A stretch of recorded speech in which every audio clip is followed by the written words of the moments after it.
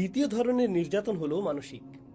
আর মানসিক নির্যাতন মৌখিকও হতে পারে স্বামী যখন বাসায় না থাকে, শাশুড়ি এসে বলে, বলে রাখছি তুমি এখানে 2 দিনের মেহমান, আমি যখন খুশি তোমাকে তাড়িয়ে দিতে পারি, এটা আমার ছেলে।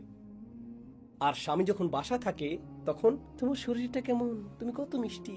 মেয়েটি তখন অবাক হয়ে যায়। যখন স্বামী আশেপাশে থাকে না তারা শয়তানে পরিণত হয়, আর যখন সে কাছে থাকে তারা ফেরেশতা হয়ে যায়। তাই যখন আমি আমার স্বামীকে বলি যে তারা এরকম, সে বলে, কি বলছো এসব, তারা তো খুবই ভালো, তোমারই মাথা খারাপ। আর এটা এক ধরনের মানসিক নির্যাতন। স্বামী স্ত্রীর মধ্যে একটি বিশ্বস্ত সম্পর্ক থাকতে হয়, এটা থাকতেই হবে। যদি বিশ্বাস না থাকে আপনার কিছুই নেই, সেখানে কিছুই নেই। এটা কোনো রক্তের সম্পর্ক নয়। বিয়ে একটি চুক্তি, যার অর্থ আপনারা একসাথে জীবন কাটাতে সম্মত হয়েছেন, এবং এর জন্য সর্বোচ্চ পরিমাণ বিশ্বাসের প্রয়োজন। আপনি যদি তার কথাই বিশ্বাস করতে না পারেন, যদি ভাবেন যে সে সারাক্ষণ মিথ্যা বলছে, তবে যা বিয়েকে প্রকৃত বিয়েতে পরিণত করে সেটা এখানে নেই।